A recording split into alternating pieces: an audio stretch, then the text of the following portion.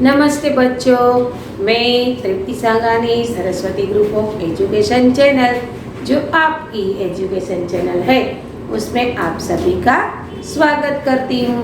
बच्चों, एग्ज़ाम शुरू हो गई है, इसीलिए आपकी पढ़ाई खूब ज़रूरी है। ठीक है, अब हमें क्या करना पड़ेगा? पुनरावर्तन करना पड़ेगा। हमने गुजराती का पुनरावर्तन ऑलरेडी कर दिया है, अब हिंदी की बारी है। चलो बच्चों, हम पुनरावर्तन की ओर आगे बढ़ते हैं, लेकिन इससे पहले बता दूं कि आपकी ऑनलाइन और ऑफलाइन इस प्रकार दो प्रकार से एग्ज़ाम होगी, यानी कि ऑब्जेक्टिव और सब्जेक्टिव। यहाँ पर आपको ऑब्जेक्टिव और सब्जेक्टिव पेपर स्टाइल समझाऊंगी मैं। ठीक है, तो शुरू करते हैं। यहाँ पर हम चैप्टर नंबर 1 से 3 का पुनरावर्तन करेंगे और साथ में ऑब्जेक्टिव पेपर स्टाइल समझने का प्रयास करेंगे। ठीक है, चलो शुरुआत करते हैं। पहला चैप्टर है बेटी, जो एक कविता है। यहाँ पर बेटी अपनी इच्छा प्रकट करती है। आज जीवन में बेटियों का स्थान बहुत आगे है। हर स्त्री आज प्रत्येक जगह पर अपना स्थान बना चुकी है। तो चलो हम समझते हैं। यहाँ पर बेटी कहती है कि बेटी हूँ मैं बेटी, पढ़ूंगी लिखूंगी, तारा बनूंगी, सबका सहारा बनूंगी।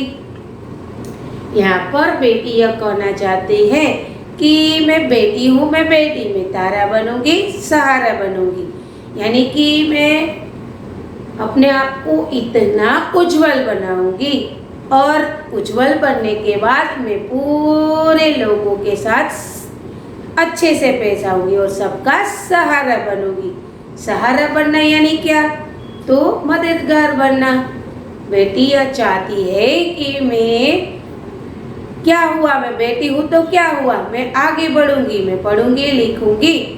ठीक है, मैं तारा बनूंगी, यानी कि मैं चमकूंगी और मैं सबका सहारा भी बनूंगी, यानी कि मेरे देश का, मेरे परिवार का और खुद अपना।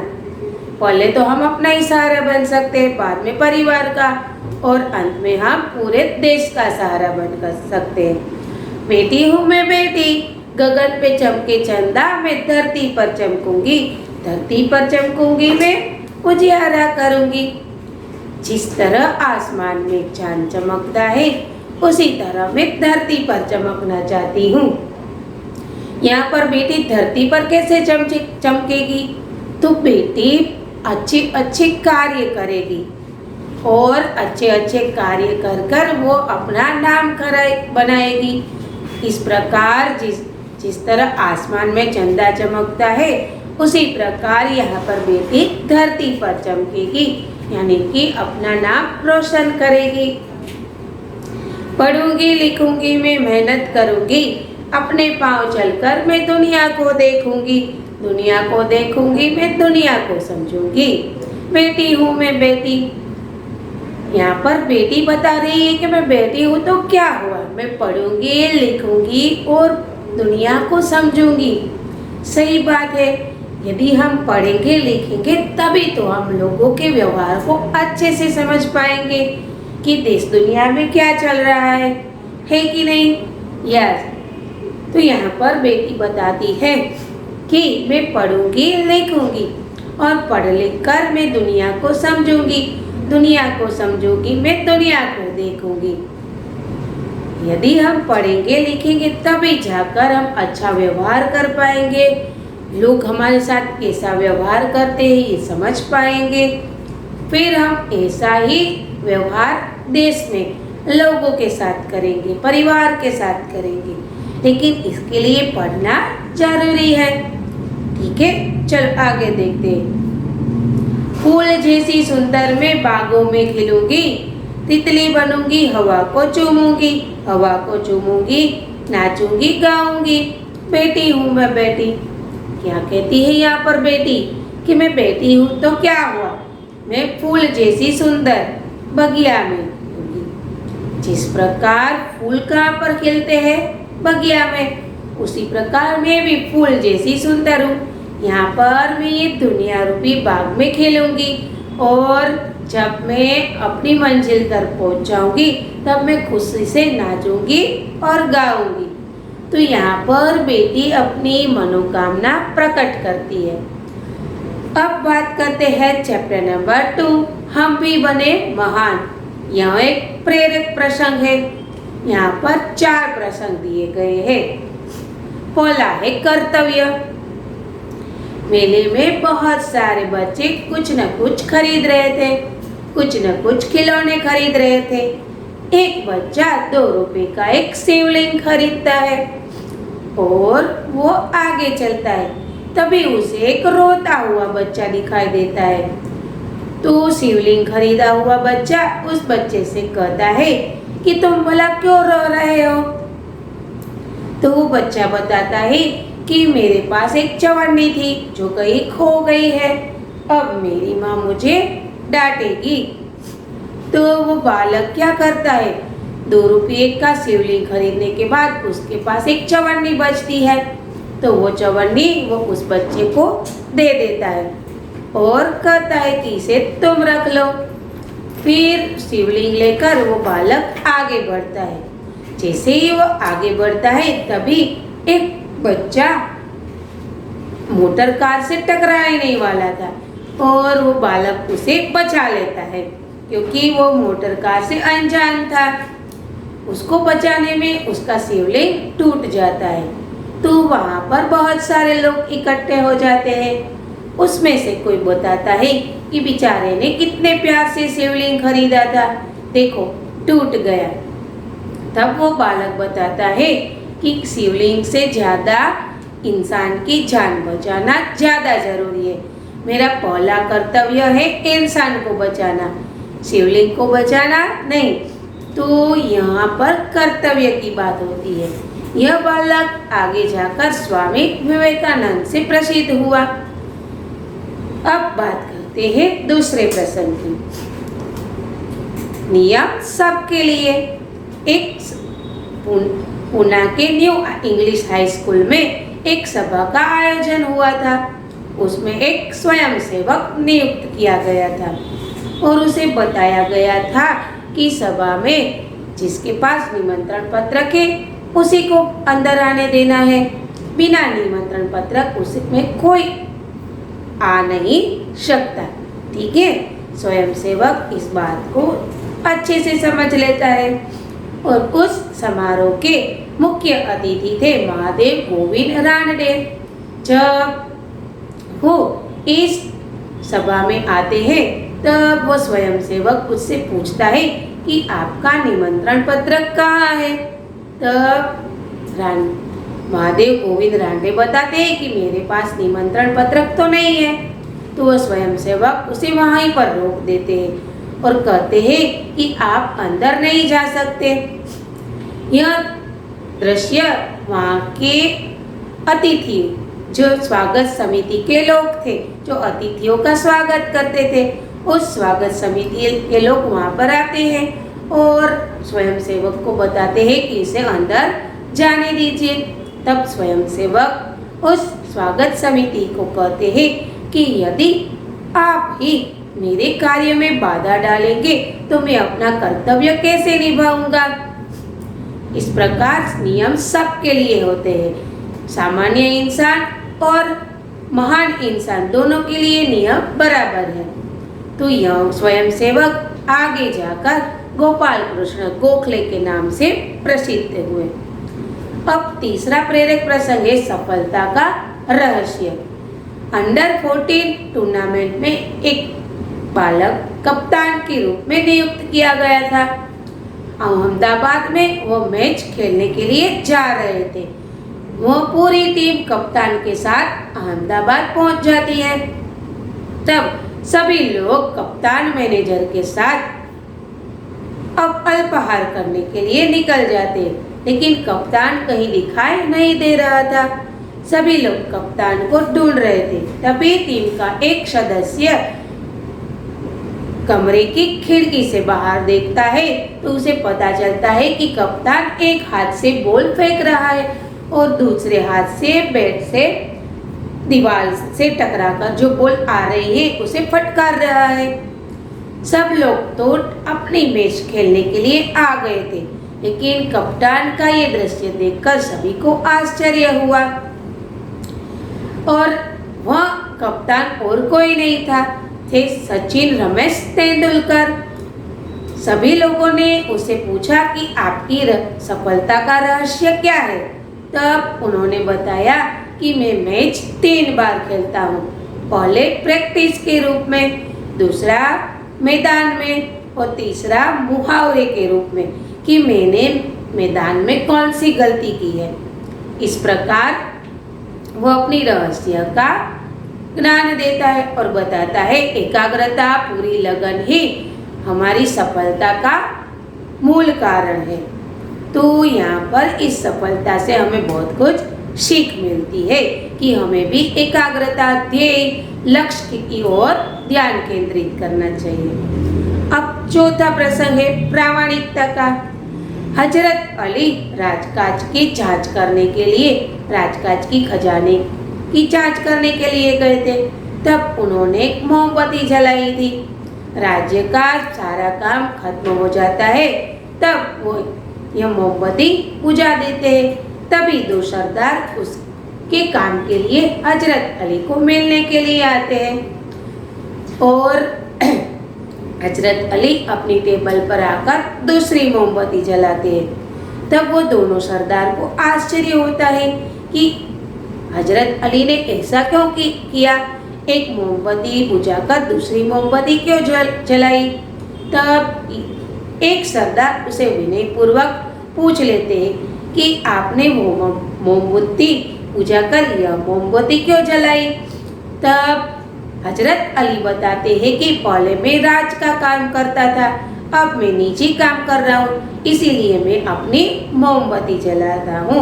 यदि मैं राज की मोमबत्ती जलाता तो मैं हरामखोर कहलाता और मुझे हरामखोर कहलाना पसंद नहीं है।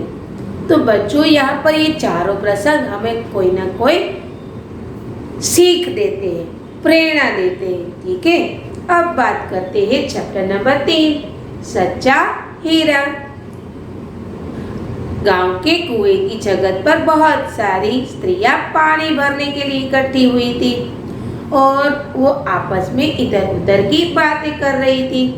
बातें करते करते वो स्त्रियां अपने बेटों की बातों पर आ गई। तब पहली स्त्री ने बताया कि मेरा बेटा तो खूब अच्छा गाता है, लोग बड़े चाव से उसका गाना सुनते हैं, उसका कंठ इतना मधुर है। तब दूसरी कहती है कि मेरा बेटा तो भीम जैसा बलवान है, वो आधुनिक युग का भीम है, वो अच्छे अच्छे को पहाड़ देता है, हीरा देता है। तब तीसरी स्त्री बताती है कि मेरा बेटा तो साक्षात बृहस्पति का अवतार है, वो जो कुछ भी रटता है उसे बहुत से अच्छे से याद रह जाता है, मानो उसके कंठ पर सरस्वती का वास हो। तब चौथी स्त्री है, वो ऐसे ही उन लोगों के साथ चल रही थी, वो कुछ नहीं बोल रही थी। तब वो तीनों स्त्रियां उसे पूछती है कि भला तुम क्यों अपने बेटे के बारे में कुछ नहीं बताती। तब वो कहती है कि मेरा बेटा ना आधुनिक युग जैसा भीम जैसा बलवान है, ना ही वो बृहस्पति का अवतार है, ना ही वो मधुर गाता है, मेरा बेटा तो मेरा लाडला है। जब ये चारों स्त्रियां वहां से गुजर रही थी, तब पहली स्त्री का बेटा वहां से निकलता है, वो कुछ गाता गाता निकलता है। तब पहली स्त्री कहती है, देखो यही मेरा बेटा है, मेरा हीरा है जो अच्छी आवाज में गाता है, लेकिन वो अपनी माँ की ओर देखता भी नहीं है। थोड़ी देर के बाद दूसरी स्त्री का बेटा वहां से निकलता है, वह भी अपनी माँ की ओर देखता नहीं है। फिर तीसरी स्त्री का बेटा वहां से निकलता है, वो कुछ श्लोक गुनगुनाता है। तब तीसरी कहती है, देखो यही मेरा बेटा है, मेरी गोद का हीरा है, लेकिन वह भी अपनी माँ की ओर देखता नहीं है। फिर चौथी स्त्री का बेटा वहां से निकलता है, तब वो अपनी माँ के पास आकर कहता है, लाओ माँ, मैं तुम्हारा घड़ा ले लूं और घर पर पहुंचा दूं। उसकी माँ मना करती है, फिर भी वह घड़ा लेकर चल बनता है। इन चारों स्त्रियों के पीछे एक वृद्ध महिला आ रही थी।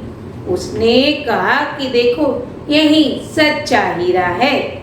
तो बच्चों, यहाँ पर हमें यह सीख मिलती है कि हमारे पास कितना ही ज्ञान क्यों ना हो, लेकिन यदि हम किसी की समस्या का, किसी के दुख को नहीं समझ सकते, किसी की भावनाओं को नहीं समझ सकते, ना ही हम किसी की मदद कर सकते, तो हम किसी काम के नहीं हैं। तो बच्चों, आपको यहाँ पर ये तीनों चैप्टर अच्छे से समझ में आ गए होंगे। ठीक है, चलो अब हम ऑब्जेक्टिव पेपर स्टाइल को समझने का प्रयत्न करते हैं। पहला प्रश्न होगा एमसीक्यू। ठीक है, 10 मार्क्स के एमसीक्यू होंगे। यहाँ पर मैंने उदाहरण के तौर पर 3 लिए हैं। ठीक है, जीवन में उन्नति करने के लिए खाली जगह आवश्यक है। क्या आवश्यक है? तो कि शिक्षा। तो आपको सी पर टिक लगाना है। दूसरा है, नरेंद्र ने शिवलिंग कितने रुपए में खरीदा था? तो उसका उत्तर है 2 रुपए में खरीदा था। तो आपको ए के सामने टिक लगाना है। फिर तीसरा है, देवताओं के गुरु कौन है? तो उसका उत्तर है बृहस्पति। तो आपको सी के सामने टिक लगाना है। अब क्वेश्चन नंबर 2, सही या गलत? या तो वाक्य सही होगा या तो गलत होगा। आपको अच्छे से पढ़ना है, समझना है, बाद में ही टिक करना है। मैंने उदाहरण के तौर पर यहाँ पर 2 वाक्य लिए हैं। वृद्धा ने सच्चा हीरा चौथी स्त्री के बेटे को कहा। तो ये वाक्य सही है, तो आपको ए के सामने टिक लगाना है। फिर है, new English high school Mumbai में है, जो कि यहाँ गलत है क्योंकि वह तो पुणे में है। तो आपको पी के सामने टिक लगाना है। अब बात करते हैं क्वेश्चन नंबर 3, रिक्त स्थान 4 मार्क्स। ठीक है, यहाँ पर अ और ब दोनों विभाग में आपको रिक्त स्थान, खाली जगह पूछी जाएगी। टोटल 8 मार्क्स की खाली जगह होगी। यहाँ पर उदाहरण के तौर पर मैंने 3 ली है। हजरत अली खाली जगह की जांच करने गए थे। किसकी? तो कि राज के खजाने की। तो आपको बी के सामने टिक लगाना है। फिर है, तारा बनूंगी, खाली जगह बनूंगी, तारा बनूंगी, सहारा बनूंगी। राइट, तो आपको सी के सामने टिक लगाना है। फिर है, वो आधुनिक युग का खाली जगह है, तो कि भीम। तो आपको ए के सामने टिक लगाना है। अब है क्वेश्चन नंबर 3, जोड़ मिलाइए। ठीक है, यहाँ पर अ और ब विभाग दोनों में आपको सही मिलान करना है। दोनों के टोटल मार्क्स 6 होंगे, यानी कि 3-3 मार्क्स के जोड़ होंगे। ठीक है, यहाँ पर कुछ भी हो सकता है, समानार्थी, विरुद्धार्थी, शब्द समूह, मुहावरे, विशेषण, लिंग, वचन, संज्ञा। ठीक है, यहाँ पर मैंने संज्ञा ली है। चलो देखते हैं। केला, तो वो है द्रव्यवाचक संज्ञा। करुणा, तो वो है भाववाचक संज्ञा। भारत, तो वो है व्यक्तिवाचक संज्ञा। तो उसका सही उत्तर है ए। एक के सामने सी, 2 के सामने ए, 3 के सामने बी। तो उसका ए ऑप्शन सही है, तो आपको ए के सामने टिक लगाना है। अब बात करते हैं क्वेश्चन नंबर 4। एक शब्द में उत्तर लिखिए। 4 मार्क्स के होंगे, प्रत्येक का 1 गुण होगा। प्रकृति शब्द का अर्थ है, प्रकृति शब्द का क्या अर्थ है? तो कि स्वभाव। तो आपको बी के सामने टिक लगाना है। फिर क्वेश्चन नंबर 5 आएगा। क्या आएगा? 5, सॉरी, यहाँ पर क्वेश्चन नंबर 4 होगा और यहाँ पर क्वेश्चन नंबर 5 होगा। अब आएगा क्वेश्चन नंबर 6। एक वाक्य में उत्तर दीजिए। आपको वहां पर भी 4 क्वेश्चन पूछे जाएंगे और प्रत्येक के नीचे उसके ऑप्शन भी दिए जाएंगे। आपको सही उत्तर का चुनाव करना है और सामने टिक लगाना है। तो बच्चों, मैं आशा करती हूँ कि आपको ये तीनों चैप्टर और ये पेपर स्टाइल अच्छे से समझ में आ गई होगी। चलिए फटाफट से स्क्रीनशॉट ले लीजिए। जिससे आपको वर्कशीट लिखने में आसानी रहेगी। बच्चों, ये तीनों चैप्टर का मैं फिर से पुनरावर्तन करवाऊंगी, लेकिन सब्जेक्टिव पेपर स्टाइल में। तब तक के लिए अलविदा। धन्यवाद।